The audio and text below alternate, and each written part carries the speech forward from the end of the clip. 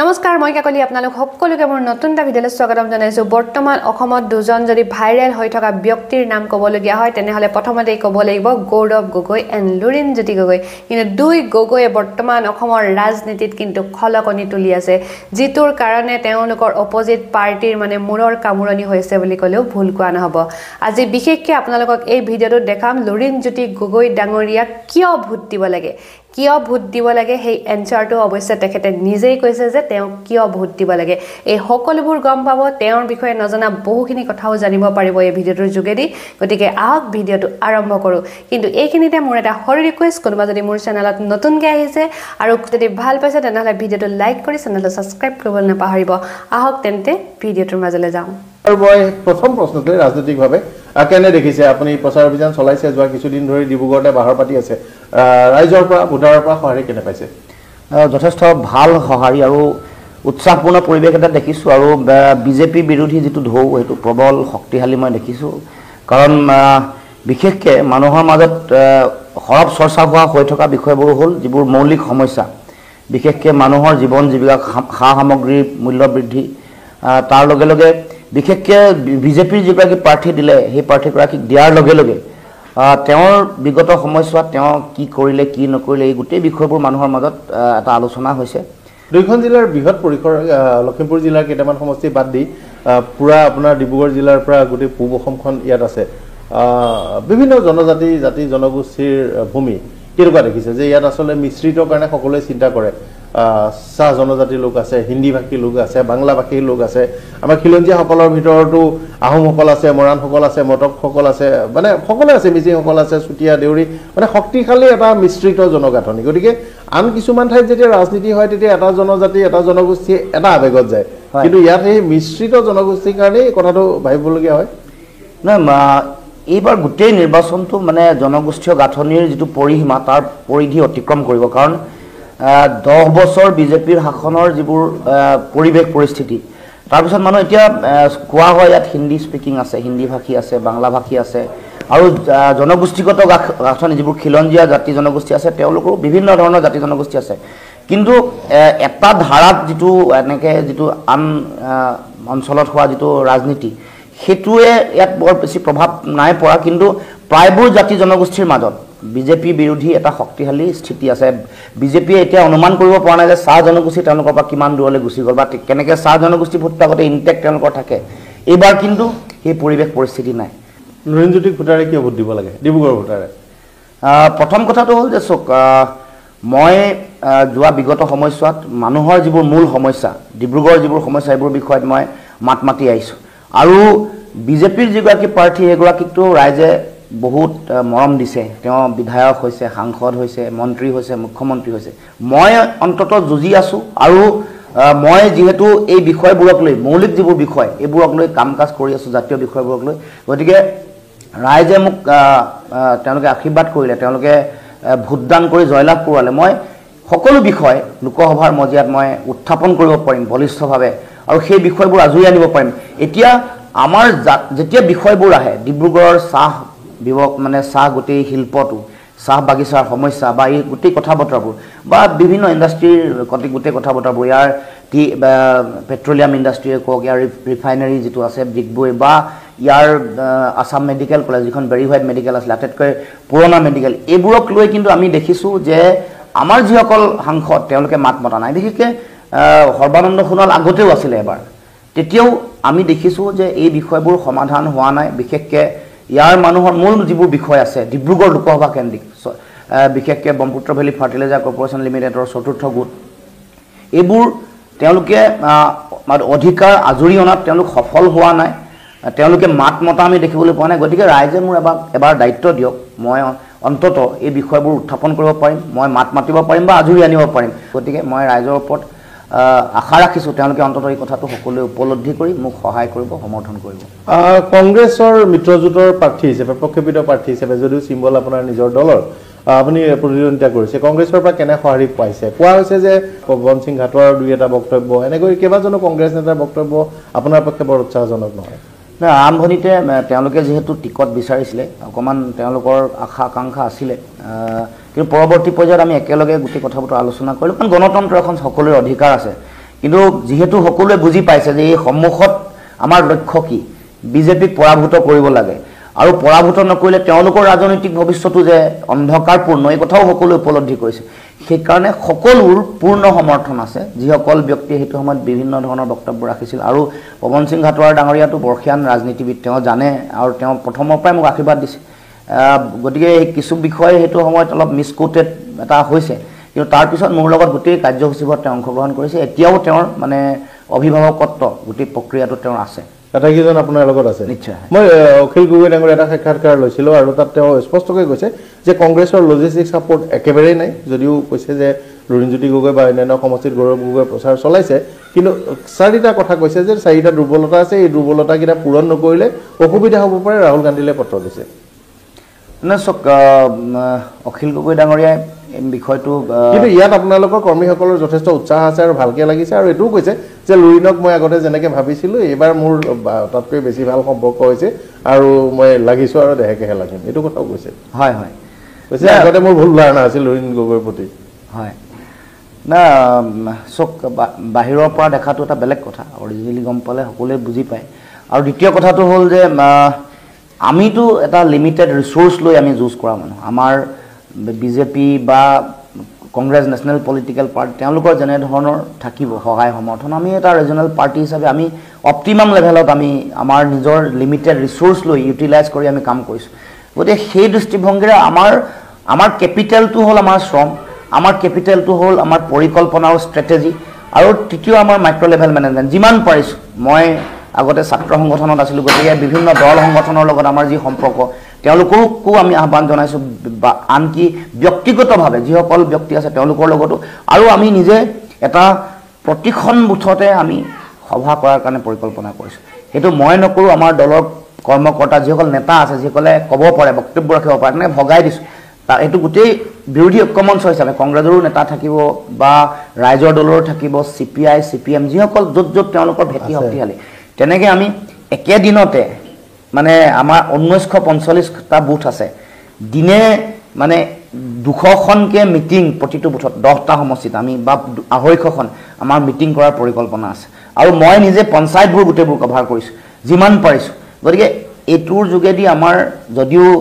আমাৰ ফালৰ পৰা লজিষ্টিক ছাপোৰ্ট আমাৰ মানুহ দলীয় কৰ্মকৰ্তাসকলক আমি যিমান পৰিমাণে লাগে হয়তো কৰিব পৰা নাই কিন্তু আমাৰ দলৰ যিসকল নেতা কৰ্মকৰ্তা আছে তেওঁলোকেতো নিজৰ ধন পকেটৰ ধন গাঁঠিৰ ধন তেওঁলোকে খৰচ কৰি তেওঁলোকে কাম কাজ কৰিছে আৰু আমি আমাৰ ফালৰ পৰা যিমান মিনিমাম পাৰি সহায় কৰিছোঁ কংগ্ৰেছৰ ক্ষেত্ৰত গোটেই বিষয়টো সুকীয়া তেওঁলোকৰ গোটেই বিষয়টো দিল্লীয়ে গোটেই চোৱা চিতা কৰে কেন্দ্ৰীয় তেওঁলোকৰ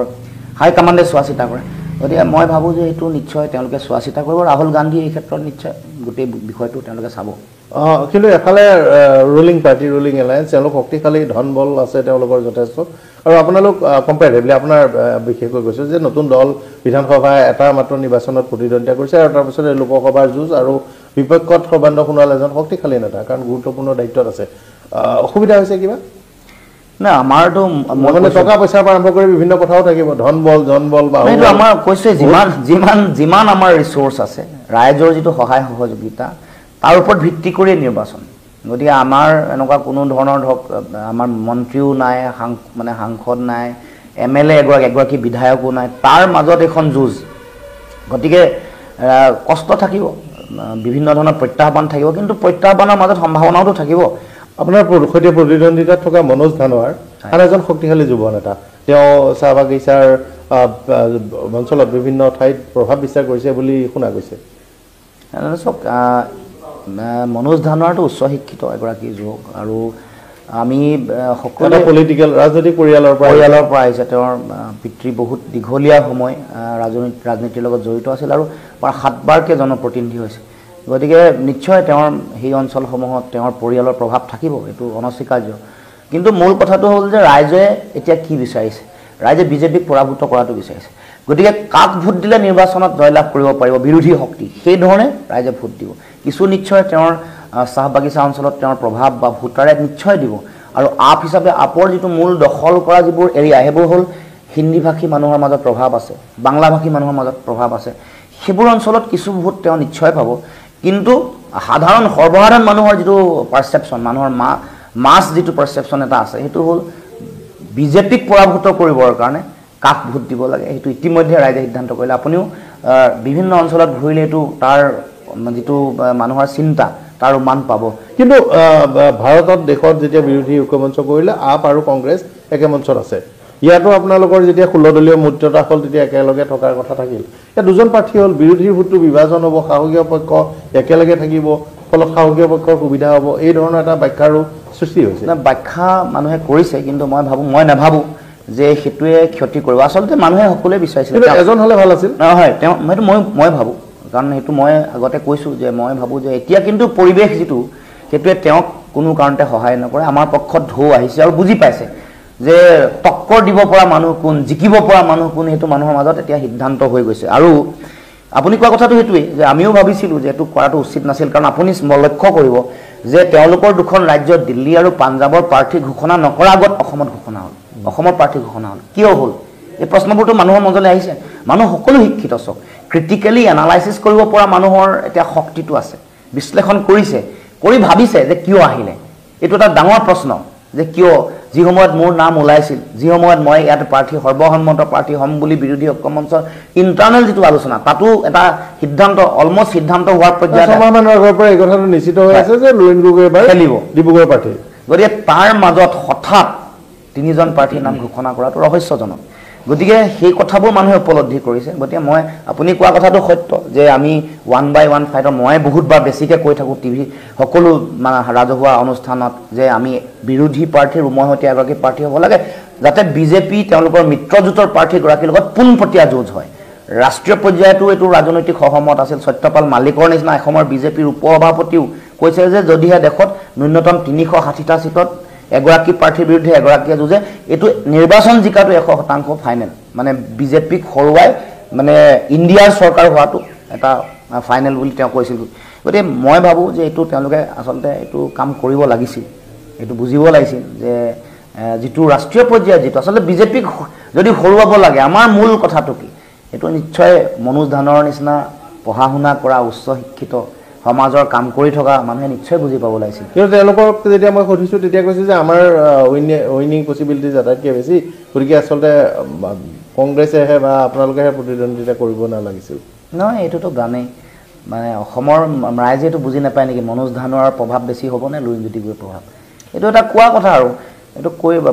বাকি তেওঁলোকৰ সংগঠন কি আপুনি দেখিলে গম পাব ৰাইজ গাঁৱে ভূঞে হিচাপ খবৰ লওকচোন এটা প্ৰস্তাৱ আহিছিল বুলি শুনা গৈছে যে লুৰিণ জ্যোতি গগৈ যেহেতু আপোনাৰ দলটো আপেক্ষিকভাৱে নতুন আৰু এবাৰহে মাত্ৰ নিৰ্বাচন খেলিছে গতিকে হাতৰ প্ৰতীক লৈ নিৰ্বাচন খেলক প্ৰথম কথা কিয় নেখেলিলে আৰু হাতৰ প্ৰতীক লৈ খেলা হলে সুবিধা হ'ল এটেন নেকি নহয় তেনেকুৱা ধৰণৰ প্ৰস্তাৱ তেওঁলোকৰ পৰ্যায়ত অহা নাই বিভিন্ন ধৰণে কৈছে ইয়াৰ যিসকল প্ৰাৰ্থী আছে যিসকলে প্ৰাৰ্থী মানে প্ৰত্যাশী যিসকল আছিলে ইয়াৰ কংগ্ৰেছ দলৰ তেওঁলোকে বহুতবাৰ কৈছে কিন্তু মোক তেওঁলোকৰ ৰাজ্যিক সমিতি কেন্দ্ৰীয় সমিতি তেওঁলোকে প্ৰস্তাৱ দিয়া নাই আনকি তেওঁলোকৰ সাধাৰণ সম্পাদক জিতেন্দ্ৰ সিং ডাঙৰীয়াও দিল্লীত যেতিয়া মই গৈছিলো প্ৰথম যেটো আমাৰ আলোচনা তেতিয়া ভোট কেনেকৈ ট্ৰান্সফাৰ কৰিব লাগে হেতু ৰণকৌশলৰ কাৰণে বাকি সকলক তেওঁ পৰামৰ্শ দিছিল মোৰ সন্মুখতে গতিকে হেতুক লৈ আমাৰ আগত কোনো প্ৰস্তাৱ অহা নাই এটা সৃষ্টি হৈছিল এটা সংবাদ মাধ্যমত যে মোক খুব জোৰ দিছে কিন্তু মই এই গোটেই পৰিক্ৰমাটো কংগ্ৰেছৰ ৰাজ্যিক যিসকল সমিতি সভাপতিকে ধৰি বা কেন্দ্ৰীয় সমিতি তেওঁলোকৰ ফালৰ পৰা কোনো ধৰণৰ হেঁচা বা প্ৰস্তাৱ নাই আৰু আমিতো এনেও এটা নতুন ৰাজনৈতিক দল হিচাপে সুবিধা অসুবিধাৰ বিষয়টো এটা বেলেগ বিষয় কিন্তু আমি যেহেতু এটা নতুন দল আমাৰ নিজৰ এটা সিম্বল আছে মই নিজে দলটোৰ সভাপতি আৰু গোটেই কথাটো আমি কৈ আহিছো যে আমাৰ দলটো শক্তিশালী ৰূপত আগবঢ়াই লৈ যাবৰ কাৰণে জাতীয়তাবাদ শক্তিশালী কৰিবৰ কাৰণে আমাৰ প্ৰয়াস আৰু প্ৰচেষ্টা আছে যেটো ষ্ট্ৰেটেজি আপুনি কৈ আছে আমি একেলগ হৈ খেলা এই কথাবোৰক লৈও তেওঁলোকে কেতিয়াবা আক্ৰমণ কৰে কিন্তু মূল কথাটো হ'ল মূল বিষয়টোৱে হ'ল ভোট ডিভিজনটো কন্ট্ৰোল কৰিব লাগে নিয়ন্ত্ৰণ কৰিব লাগে আৰু যেহেতু আমি একেলগে ঐক্যমঞ্চ কৰিছে গতিকে নিশ্চয় কাৰোবাক নহয়তো কাৰোবাক তেওঁলোকে সুযোগ দিব লাগিব সুবিধা দিব লাগিব নিৰ্বাচনৰ দিন ওচৰ চাপি অহাৰ লগে লগে দুটা কথা স্পষ্ট হৈ পৰিছে যে ডিব্ৰুগড়ৰ যুঁজখন আকৰ্ষণীয় হ'ব আৰু তিনিজন শক্তিশালী নেতা ইয়াত প্ৰতিদ্বন্দ্বিতাত হয়তো তিনিগুণীয়া প্ৰতিদ্বন্দ্বিতালৈ যাব এনে ধৰণৰ ব্যাখ্যা কৰিছে কিন্তু সৰ্বশেষত এটা কথা হ'ব যে ভোটাৰে এইটো কথা বিচাৰিব যে চৰকাৰ গঠন কৰিবলগীয়া এটা শক্তি এইবাৰ কিন্তু অপিনিয়ন পোলেই হওক বা অন্যান্য কথাতেই হওক ইণ্ডিয়া এলায়েন্সক ইমান বেছি শক্তিশালী এটা বুলি প্ৰক্ষেপ এতিয়ালৈকে কৰা হোৱা নাই কিন্তু নেশ্যনেল লেভেলত গোটেই বিষয়টো মই প্ৰেক্ষাপটটো মই চোৱা নাই কিন্তু মই ডিব্ৰুগড় কেন্দ্ৰিক যিটো কথা কৈছোঁ আপোনালোকে নিজে ঘূৰিলেও ফিল কৰিব কমন মানুহৰ মাজত কমন ভোটাৰৰ মাজত কিন্তু এণ্টি বিজেপি ঢৌ এটা আছে আৰু আমাৰ এনেও ডিব্ৰুগড় বা উজনি অসমৰ যিবোৰ সমষ্টি যোৰহাটে কওক লখিমপুৰে হওক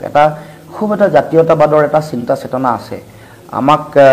বিজেপি চৰকাৰে কৰা অন্যায়বোৰৰ বিষয়বোৰ বহুত যথেষ্ট বেছি আলোচনা বিলোচনা হৈছে আৰু এটা মানুহৰ মাজত নেৰেটিভ আছে যে সৰ্বানন্দ সোণোৱাল 3 বছৰ থাকোঁতে কিয় তেওঁ আহি লুৰিণজ্যোতি গগৈ ঘৰুৱাবৰ কাৰণে আহিছে তেওঁতো ৰাজ্যসভাত আছেই আহিব নালাগিছিলে এগৰাকী আগৰ MP আছিলে তেওঁৰ নাম ৰামেশ্বৰ তেলী থাকোঁতে আগত তেওঁলোকৰ 10 গৰাকী বিধায়ক আছে চক তেওঁলোকে নিজকে সৰ্বশক্তিমান বুলি কয় জয় জয় মই হৈ থকা বুলি কয় 10 গৰাকী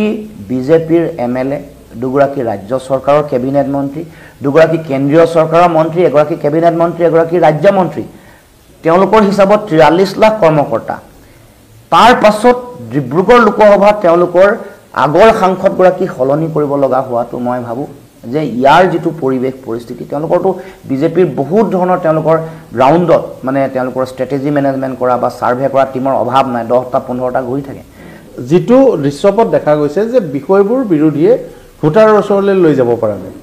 মানে ইছ্যু নথকা নহয় সেইটোৰ কাৰণে যিমান কষ্ট কৰিব লাগিছিল মই এতিয়া যোৱা ভালেমান দিন ধৰি নিৰ্বাচনী খা খবৰ ল'বলৈ বিভিন্ন সমষ্টিত ঘূৰি আছোঁ এটা কথা দেখিবলৈ পোৱা গৈছে যে ইছ্যু ৰাইজৰ মাজলৈ নিব পৰা নাই হয় আমি সেইকাৰণে পঞ্চায়তে বুথে মিটিং কৰিছোঁ সেইটোৱে লক্ষ্য ইছ্যু কমন মানুহৰ মাজলৈ নিয়া হয়তো অকণমান আমাৰ সংবাদ মাধ্যমৰ বিষয়বোৰ আমি উত্থাপন হয়তো কৰিব নোৱাৰিব পাৰোঁ কিন্তু গ্ৰাছৰুট কানেক্টিভিটি কৰিবৰ কাৰণে 145টা বুথত আমি 145খন সভা হ'ব আৰু ঘৰে ঘৰে যাব আমাৰ দলীয় কৰ্মকৰ্তা আপুনি ঠিকে কৈছে সংগঠন বিজেপিৰ সমান নহয় বা কংগ্ৰেছৰ সমান নহয় কিন্তু কমন মানুহ যে ওলাই আহিছে এই যে বৰপথাৰ অঞ্চলত যে 100 গৰাকী মহিলা ওলাই আহিছে তেওঁলোকেতো 10 গৰাকী 10 কেজি ভাগ কৰি ঘৰে ঘৰে গৈছে প্ৰতি ঘৰলৈ গৈছে তাৰলে আমাৰ এই মৌলিক বিষয়বোৰ লৈ গৈছে আৰু কথা পাতিলে আলোচনা কৰিলে বিষয়বোৰ তেওঁলোকৰ মাজতো আছে গুজৰি গুমৰি খালি এইটো বিস্ফোৰণ যিটো সেই বিস্ফোৰণটো ঘটাবৰ কাৰণে তেওঁলোক ক'ব লাগিব যে এইবোৰ কথা তেতিয়া EVMৰ মেচিনত এই বিস্ফোৰণটো ঘটে কিন্তু এতিয়া ডিব্ৰুগড় দেখিবলৈ পোৱা গৈছে তিনিচুকীয়াত মই কালি শুনিছোঁ কংগ্ৰেছৰ পৰা ভালে মানে পদত্যাগ কৰিছে আৰু বিজেপিত যোগদান কৰিছে চক তেনেকুৱা এটা পৰিৱেশটো অসমত চলি আছে কিছুমান মানুহক তেওঁলোকৰ দললৈ লৈ যোৱা সকলো ৰাজনৈতিক দলৰ চেষ্টা এইটো চলি আছে অব্যাহত আছে মই নকওঁ যে আমাৰ দলতো চেষ্টা নকৰিব এইটো কথাও নকওঁ কাৰণ তেওঁলোকৰ লক্ষ্য মানুহৰ মাজত এটা নিৰাশাজনক পৰিৱেশ তৈয়াৰ কৰা তাৰ কাৰণে এটা চামে তেওঁলোকৰ লগত আগত যিসকল তেওঁলোকৰ লগত যোগাযোগত আছিল বা যোৱাৰ এটা পৰিৱেশ এটা পটভূমি বনাইছিল তেওঁলোকক লাহে লাহে পৰিকল্পিতভাৱে লৈ গৈ আছে কিন্তু দিগদাৰ হ'ব বিপদ হ'ব কাৰণ কংগ্ৰেছ ইয়াত এটা প্ৰধান মূল শক্তি চক শক্তিটো হয় কিন্তু কমন মানুহ সাধাৰণ মানুহৰ মাইণ্ডছেটটো কি এইটো চাব লাগিব আৰু আমি দেখিছোঁ যে সকলো পৰ্যায়ত এতিয়া যিটো আমাৰ যিবোৰ কথা বতৰা এইবোৰ মানুহৰ মাজলৈ গৈ পাইছে তাৰমানে পঞ্চায়তে যেতিয়া 1000 মানুহ 500 মানুহ ওলোৱা আৰম্ভ কৰিছে সভাবোৰত আৰু বহুত ঠাইত সভালৈ নাহিলেও তেওঁলোকে ভোট দিব বিভিন্ন ধৰণৰ এতিয়া বিভিন্ন কথা বতৰাৰ কাৰণে বহুত মানুহ হয়তো আহিব পৰা নাই কিন্তু প্ৰায়বোৰ জেগাতেই এই কথাবোৰ তেওঁ মাজে মাজে আলোচনা হৈছে আৰু কৈছে যে ৰাজ্যসভাত সোণোৱাল আছে হাৰিলেও কোনো আপত্তি কৰিব লগা নাই আৰু এজন লোকসভালৈ পঠাব লাগে কি ব্যাখ্যা এতিয়া বিষয়টো এনেকুৱা ধৰণৰ হ'ব যে কংগ্ৰেছত যিটো সময়ত বিভিন্ন নেতা আজি বিশেষকৈ বিধায়কসকলে আঁতৰি গৈছে বা বহু শীৰ্ষ নেতা ষ্টেটৰো আঁতৰি গৈছে ডিব্ৰুগড়ৰ পৰা মই বাহিৰলৈ অসম কেন্দ্ৰিক প্ৰশ্নটো কৰিছোঁ ভূপেন বৰাই হওক বা অন্যান্য নেতৃবৰ্গই হওক তেওঁলোকক ৰাখিব পৰা নাই কিন্তু ৰখা উচিত আছিল নিশ্চয় এইটো এই নিৰ্বাচনী বতৰত আপুনি মানে ইয়াত কষ্ট কৰি আছে তাৰ পৰা কিন্তু যেতিয়া বাৰ্তাটো বেয়া যাব কাইলৈ এজন জ্যেষ্ঠ নেতাই যেতিয়া বিজেপিত যোগদান কৰিব সেই খবৰটো ডাঙৰকৈ আমিয়ে প্ৰচাৰ কৰোঁ আপুনি ঠিকে কৈছে অভাৰঅল ইম্পেক্ট ডেফিনেটলি থাকিব যেতিয়া যিকোনো স্তৰতে আপোনাৰ ডাঙৰ নেতা গুৱাহাটীত যাওক বা ডিব্ৰুগড় লোকসভাৰ বাহিৰত যাওক তাৰ প্ৰভাৱটো নিশ্চয় ইয়াত পৰিব এটা মানে এইটো এটা সাইকোলজিকেল যিটো ডিসএডভান্টেজ বুলি কয় সেইটো আহিব 95% মানুহৰ মাজত মানে বিজেপিৰ এই গোটেই কথা বতৰাবোৰ চৰ্চা তাৰ মাজত আপুনি ক'বৰ দৰে জনকল্যাণকামী আঁচনি যিবোৰ হিতাধিকাৰী আঁচনি বুলি কয় সেইবোৰ আঁচনিৰ প্ৰভাৱ অলপ নথকা নহয় থাকিব কাৰণ বহুত মানুহৰ জীৱন মানে খোৱা বোৱাৰ কথা বতৰা থাকিব কিন্তু সৰবা মানুহে বস্তু ল'ব কিন্তু এবাৰ বিজেপিক ভোট নিদিয়ে লাখপতি এইকেইদিন চলি থাকিব যিবোৰ মুখ্যমন্ত্ৰীৰ লগত সভালৈ আহিছে এইবোৰ গোটেই ভোট কিন্তু আমাক দিব আপুনি মনত ৰাখিব কাৰণ তেওঁলোকে গমেই নাপাব লগত থাকি এবাৰ চুকত থাকি বুকুত মাৰি দিব সেই প্ৰশ্ন CA কা নাগৰিকত্ব সংশোধনী আইনৰ বিৰোধিতা কৰি আন্দোলন কৰিলে ৰাজনৈতিক দল গঠন হ'ল এবাৰ ৰুলছ নিৰ্বাচনৰ আগে আগে তেওঁলোকে প্ৰৱৰ্তন কৰিলে ইয়াৰ বিৰুদ্ধে অসমত যেনেধৰণৰ এটা পৰিৱেশ সৃষ্টি হ'ব লাগিছিল নহ'ল অথচ 5জন ডেকা ল'ৰাক হেৰুৱালো আমি সেই বেদনা আছে তেওঁলোকে ন্যায় নাপালে তেওঁলোকৰ পৰিয়ালে প্ৰাপ্য নাপালে কেইবাটাও পৰিয়ালৰ লগত আমি ঘনিষ্ঠ যোগাযোগত থাকোঁ মই দেখিছোঁ তেওঁলোকৰ বেদনা আৰু অভাৱ অনাটন বা সমস্যা ক'ৰবাত নহয় ক'ৰবাত এই সংগ্ৰামখন আমি মাজত কিয় এৰি দিলোঁ সেই সময়ততো যোৱাবাৰ যেতিয়া নিৰ্বাচন আছিলে নিৰ্বাচনৰ আগে আগে আচলতে গোটেই কৰোনাই গোটেই আন্দোলনৰ পৰিৱেশটো সলনি কৰিলে তাৰপিছত নিৰ্বাচনলৈ আমি দল খুলিলোঁ আহিলোঁ তাৰপাছত এই গোটেই বিষয়বোৰ মানে কা বিৰোধী যিটো আন্দোলন সংগ্ৰাম সেইটো যিমান শক্তিশালীৰ ওপৰত আগবঢ়াই লৈ যাব লাগিছিল আচলতে লৈ যাব নোৱাৰিলে আমি ৰাজনৈতিক দল হিচাপে আমাৰ সীমাবদ্ধতা আছে কিন্তু মূল যিবোৰ শক্তি আছে তেওঁলোকে এই চেষ্টাটো কৰিব লাগিছিল কিন্তু দেখিলোঁ যে এইবাৰ ৰুল ফ্ৰেম কৰাৰ সময়তো সেই গোটেই কথাটো আগ নাবাঢ়িল যি ধৰণে আগবাঢ়িব লাগিছিল আৰু স্বীকাৰ কৰে সেইটো কথা যে হয় এটা প্ৰশ্ন মই এইটো অসম জাতীয় পৰিষদৰ সভাপতি হিচাপে লুৰিণজ্যোতি গগৈক সোধা নাই প্ৰাক্তন আছুৰ সাধাৰণ সম্পাদক হিচাপে এই প্ৰশ্নটো সুধিছোঁ যে ৰাজপথৰ আন্দোলনটোক আপোনালোকে নাচ গানলৈ খেলপথাৰলৈ নিৰ্দিষ্ট ঠাইলৈ লৈ গ'ল সেইবাবে আন্দোলনটো ধ্বংস হৈ গ'ল এই কথাটো কোৱা হয় নিশ্চয় আপোনাৰ সতীৰ্থ আপোনালোকৰ নেতৃবৰ্গৰ কৰাৰ কাৰণে ক'লে আপোনাৰ হয়তো স্থিতিটো বেলেগ আছিল কিন্তু সামগ্ৰিকভাৱে আছুৰ নেতৃত্বৰ প্ৰতি এইটো এটা অভিযোগ আছিল সেই অভিযোগটো দি থাকে কিন্তু মই নাভাবোঁ যে মানে ৰাজপথৰ পৰা নাচ গান কৰিব নালাগিছিল বুলি কয় মানে ৰাজপথৰ পৰা নাচ গান কৰা কথাটো সেইটো মই আপত্তি কৰিব লগা নাই কাৰণ যিসকল শিল্পী আছে তেওঁলোকেও প্ৰতিবাদ কৰিব পাৰে কিন্তু মই তাৰ পাছতো ধাৰাবাহিকভাৱে আন্দোলনৰ কাৰ্য আপুনি নিজেই দেখিছে কিন্তু আন্দোলনটো অফিচ টাইমিঙৰ নিচিনা 10টা বজাৰ পৰা 6টা বজালৈ চলিব এইটো গতিৰে চলিব এই ঠাইটুকুৰাতে চলিব তেনেকৈ প্ৰতিবাদ পৃথিৱীত বেলেগত ক'ৰবাত হৈছে বুলি মই শুনা নাই সেইটো এটা প্ৰতিবাদ দিনত হ'ব ৰাতি হ'ব প্ৰতিবাদ যেতিয়া প্ৰতিবাদৰ কোনো সময় নাই টাইম টেবুল লৈ প্ৰতিবাদৰ সময় নাই প্ৰতিবাদৰ কোনো ধৰক কিন্তু আমি গণতান্ত্ৰিক আন্দোলনত বিশ্বাস যিহেতু কৰোঁ গণতান্ত্ৰিকভাৱেই এটা আন্দোলন কৰাৰ মানুহক ওলোৱাৰ পৰিৱেশটো ৰাখিব লাগিব এইটো অকণমান এনেকুৱা ধৰণৰ দুই এটা থাকিব পাৰে চব সংগ্ৰাম এটাততো অকণমান ভুল থাকিব পাৰে সেইটো দুই এটা ভুল থাকিব পাৰে সেইটো স্বীকাৰ কৰিব লাগিব কিন্তু মই গোটেই আন্দোলনটো মই যিহেতু নেতৃত্বত আছিলোঁ মই এইটো নাভাবোঁ যে শিল্পীসকলে গান গোৱাটো বেয়া কথা শিল্পী গানেৰো প্ৰতিবাদ হ'ব পাৰে কবিতায়ো হ'ব পাৰে চিত্ৰ কিন্তু কেৱল গানটো কিয় হ'ল সেই মুহূৰ্তত গানৰ প্ৰতিবাদ লাগিছিল নে আৰু ডাঙৰ ৰাজপথত সংগ্ৰাম লাগিছিল প্ৰায়ৰিটি ছেট কৰোঁতে ভুল কৰিছে আৰু ইচ্ছাকৃতভাৱে তেনেকুৱা হোৱা নাই মানে তেনেকুৱা হোৱা বুলি মই নাভাবোঁ কিন্তু এইটো এটা অভিযোগ আছে আৰু সেইটো অভিযোগ অকণমান আপুনি কোৱাৰ নিচিনা দুই এটা ভুল মই অস্বীকাৰ নকৰোঁ জন আন্দোলনটো সীমাবদ্ধ কৰিব নালাগিছিল চানমাৰী খেলপথাৰত সেইটোৱে কথা কোৱা হৈছে জন আন্দোলন সকলো স্তৰতে হ'ব লাগে সকলো পৰ্যায়তে সকলোকে হ'বলৈ দিব লাগে আৰু কিন্তু মই ভাবোঁ যে হিংসা হোৱাটো উচিত নহয়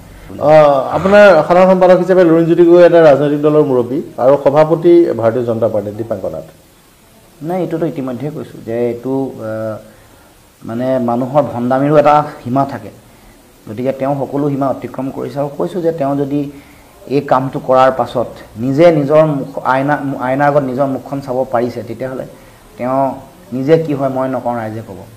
কোনোবা দুই এজনে হয়তো ভাল কাম কৰিছে বা কিছু সংখ্যকে ভাল কাম কৰিছে কিন্তু এইটো কথা কোৱা হয় যে আছুৰ নেতৃবৰ্গই ৰাজনীতিলৈ যেতিয়া আহিছে তেতিয়া এই পুৰণা বিষয়বোৰ এৰিছে আৰু ৰাইজক বিশ্বাসঘাতকতা কৰিছে এইটো এটা জেনেৰিক ষ্টেটমেণ্ট নহয় দুই এজনে হয়তো ভাল কাম কৰিছে আৰু ভৱিষ্যতেও ভাল কাম কৰিব কিন্তু মোটামুটিকে এই অভিযোগটো আছে কিন্তু মোৰ ক্ষেত্ৰত আপোনালোক স্পষ্ট মই যি কৈছোঁ সেইটোৱে কৰিছোঁ আৰু আছুৰ দিনত যিবোৰ আছিলে চিন্তা আদৰ্শ দৰ্শন তাৰ সলনি নাই কৰা সলনি নকৰোঁ কাৰণ জাতীয়তাবাদী আদৰ্শৰে কাম কৰিম বুলি ৰাইজক কথা দিছোঁ কৈছোঁ যে ৰাইজক প্ৰাণ যাব পাৰে কিন্তু বচন নাযায় সেইটো কথা স্পষ্ট আছুৰ সৈতে ব্যৱধান বা ঘনিষ্ঠতা এই মুহূৰ্তত কেনে আপোনাৰ নাই চাওক আছুৰটো এটা অৰাজনৈতিক ছাত্ৰ সংগঠন পলিটিকেল ছাত্ৰ সংগঠন গতিকে পোনপটীয়া সংযোগটো আমাৰ লগত আমাৰ পাৰ্টীৰ লগত নাথাকিব কিন্তু আদৰ্শগতভাৱে 100% মিল আছে থাকিবই তেওঁলোকে কোৱা কথাবোৰে মোৰ পলিটিকেলি ৰিফ্লেকশ্যন হৈছে গতিকে মানুহৰ সম্পৰ্ক কাৰ লগত থাকে আদৰ্শৰ লগত আদৰ্শ যেতিয়া সলনি হয় তেতিয়াহে বিচ্ছেদ হয় জোৰ কৰি আদৰ্শ মানে সম্পৰ্কটো ভাঙি দিব নোৱাৰে কোনোবাই যদি কয় যে নাই মই লগত নাথাকোঁ কেনেকৈ নাথাকিব আদৰ্শ একে গতিকে নিশ্চিতভাৱে আদৰ্শ যিহেতু একেলগতে আছে